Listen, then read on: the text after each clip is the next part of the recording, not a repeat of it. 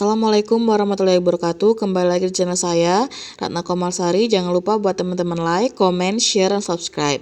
Nah, hari ini saya akan memaparkan hasil jurnal yang akan dianalisis, yaitu pendidikan karakter anak usia dini melalui sastra klasik fabel versi daring.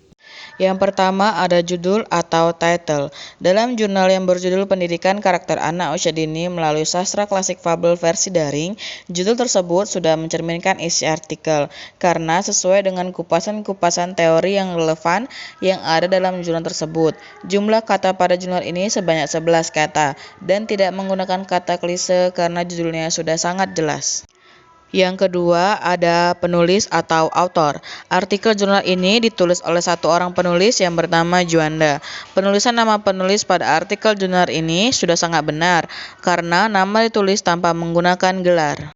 Yang ketiga ada korespondensi. Dalam artikel jurnal ini, nama penulis dilengkapi dengan alamat korespondensi, seperti adanya alamat email, terdapat nama lembaga pendidikan, yaitu Universitas Negeri Makassar. Pada artikel jurnal ini dilengkapi dengan alamat jurnal, serta memiliki International Standard Serial Number, baik berupa media cetak maupun media online.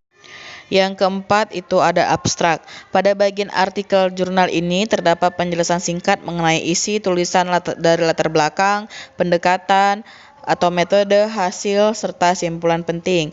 Abstrak di atas terdiri dari satu paragraf dan terdiri dari 170 kata. Tidak ada singkatan, kutipan, tabel, maupun gambar. Abstrak menggunakan bahasa yang jelas sehingga mudah dipahami. Menurut pendapat saya, isi abstrak ini pada artikel ini sudah sangat bagus, di mana abstrak ditulis dengan dua bahasa, yaitu bahasa Indonesia dan bahasa Inggris. Yang kelima ada kata kunci. Kata kunci terdiri dari 3 istilah yang dibahas di dalam artikel. Istilah tersebut terdiri dari fabel, karakter, dan anak usia dini. Menurut pendapat saya, istilah yang digunakan sebagai kata kunci sudah cukup bagus untuk menambah pengetahuan pembaca, serta ditulis dengan menggunakan bahasa Inggris dan bahasa Indonesia. Yang keenam ada pendahuluan. Bagian pendahuluan telah berisi paparan tentang masalah dan ruang lingkup. Masalahnya yaitu kurangnya nilai pembentukan karakter yang terkandung dalam fabel media daring. Ruang lingkupnya yaitu mengeksplorasi nilai-nilai karakter dalam fabel media daring di Indonesia.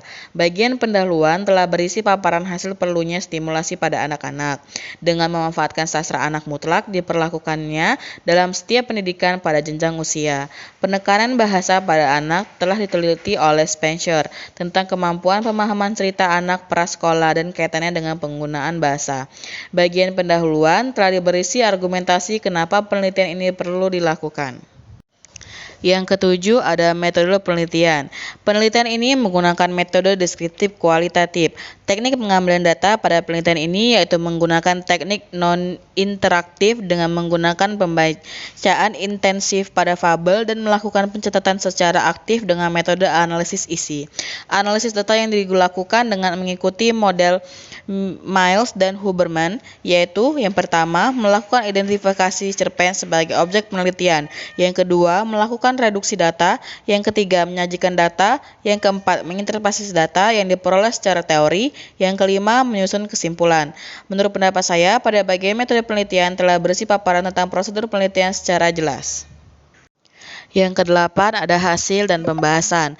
Yang pertama itu hasil. Berdasarkan Pusat Kurikulum Kementerian Pendidikan Nasional telah merumuskan 18 pendidikan karakter, yaitu mandiri, rasa ingin tahu, semangat kebangsaan, cinta tanah air, dan gemar membaca. Namun, pada jurnal ini peneliti menemukan ada 14 jenis karakter yang ditemukan dalam penelitian ini, yaitu peduli, hormat, kerjasama, penolong, demokrasi, berbakti, rendah hati, kreatif, pemaaf, pemberani, disiplin, kerja keras, jujur, dan religius. Yang kedua itu ada pembahasan. Berdasarkan nilai karakter yang ditemukan dalam fabel, maka perlu memperhatikan 5 kriteria atau asumsi, mendekati pengasuhan anak usia dini sejak bayi, dan pendidikan dini anak-anak dengan cara yang sejalan dengan orientasi perspektif anak. Pada bagian pembahasan terdapat hasil analisis yang telah dibandingkan dengan temuan penelitian sebelumnya yang sejenis. Yang kesembilan ada kesimpulan. Kesimpulan ditulis dengan ringkas dan jelas. Tidak terdapat kekurangan atau kelebihan pada bagian kesimpulan ini. Yang ke-10 ada saran. Pada jurnal ini, peneliti tidak mencantumkan saran pada penelitiannya. di mana seharusnya peneliti menuliskan saran baik itu untuk dirinya sendiri maupun peneliti selanjutnya. Yang ke-11 ada ucapan terima kasih. Pada jurnal ini, peneliti telah mencantumkan ucapan terima kasih kepada masyarakat yang telah membantunya selama penelitian berlangsung. Yang terakhir ada daftar pustaka. Pada bagian daftar pustaka sudah memuat semua publikasi yang direferensi langsung. Referensi penulisan artikel hanya berasal dari 34 sumber, baik itu buku, jurnal, maupun artikel.